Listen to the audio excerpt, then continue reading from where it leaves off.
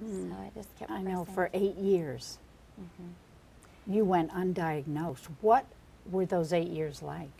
Well, the next year following, the arm pain and the neck pain, then it began to be constitutional. Almost exactly a year. I was fatigued and drowsy and very foggy brained. I would read a paragraph 30 times and still not know what it said. And so physicians advised that I withdraw from school, so I withdrew just a couple of courses in semester student teaching short of graduation.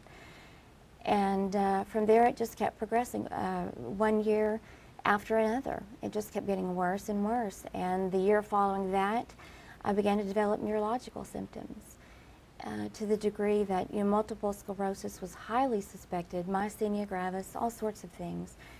And I was had to get a wheelchair for the first time when leaving the house, so weak I couldn't really speak above a whisper, hold my eyelids open, feed myself, and stayed really in that very weak state for 3 years, very bedbound and weak.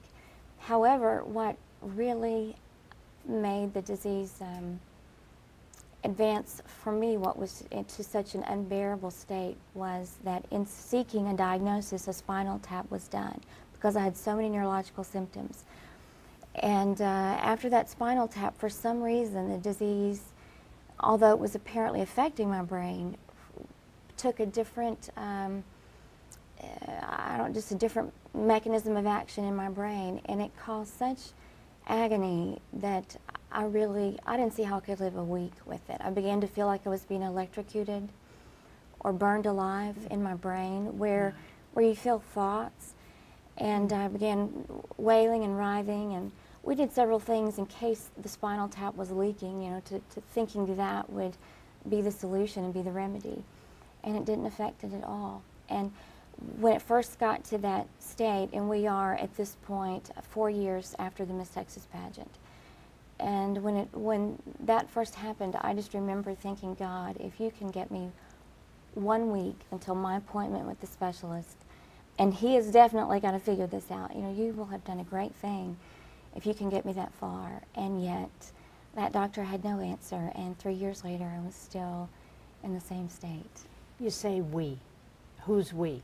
That you certainly didn't suffer this all by yourself.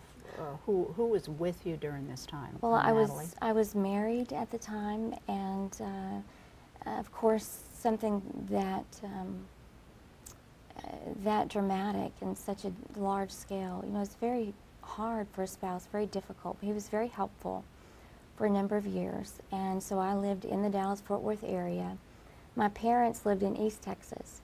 My mother, at the time that this really began to affect my brain so severely, my mother sold her business and drove up every week the 4.5-hour drive to care for me during the week. And she would return home and care for her elderly parents on the weekend. But she was very much there every minute of the day. And nights were very long for me, and I dreaded waking up the next day. And so I can't imagine having gone through it without my mom. How wonderful that she was there to support you. Yes. Were you aware Yes. at the time of all this? I mean, were you cognitive in your emotions, and to know that she was there loving you and supporting you through this disease? I definitely, yes, remember times. And even though it seemed to other people that there was no one inside, especially after I was put on very high-dose steroids when a doctor suspected brain infection, and before my diagnosis was made. That being the worst thing that can be done for Lyme disease, of course, made the infection run rampant, because Lyme is a bacterial infection, and other types of infections you get from a tick bite. So if you give high-dose steroids that suppress the immune system, then what else does the infection do but just run rampant and do very, very serious damage.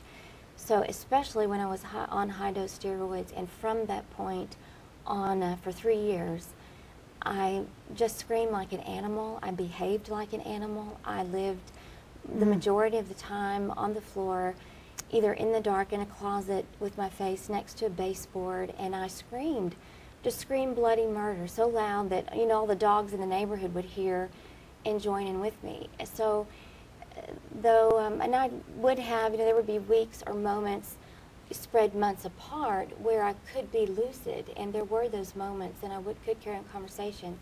In large part, other people would think there was not really a normal human being in there, especially considering that physicians urged my parents to put me in an institution 3 different times. They urged my parents to do that and just get on with their lives.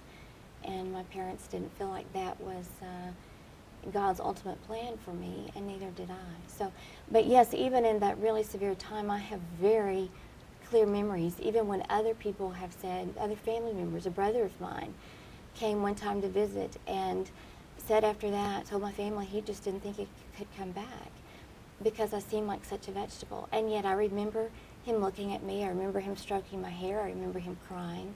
I remember that his wife was just about 9 months pregnant. She had on a red plaid dress.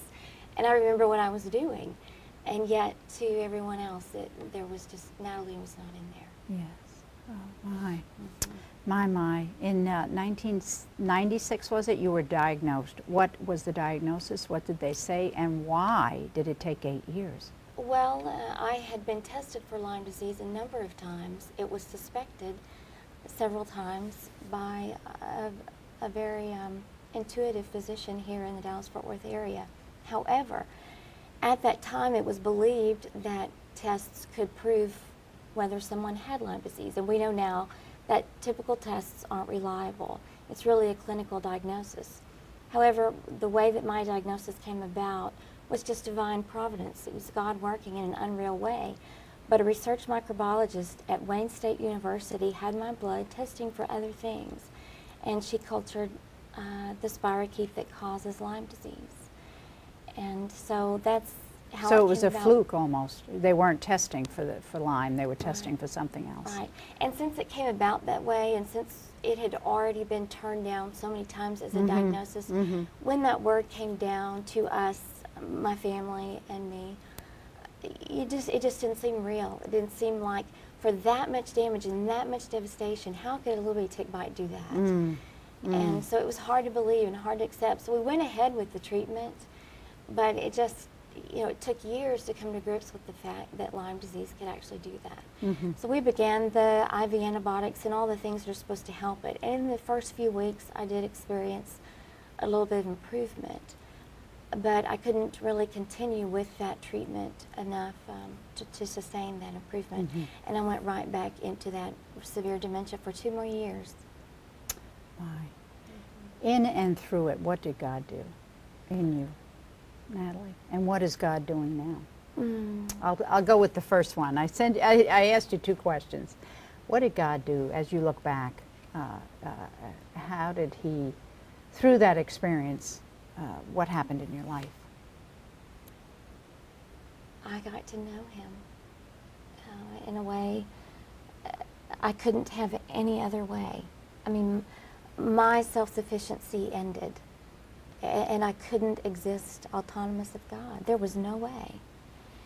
And even though I went into this having faith in God, being a believer in Jesus Christ, my father was a Southern Baptist pastor all of my life, and I was even in ministry prior to this.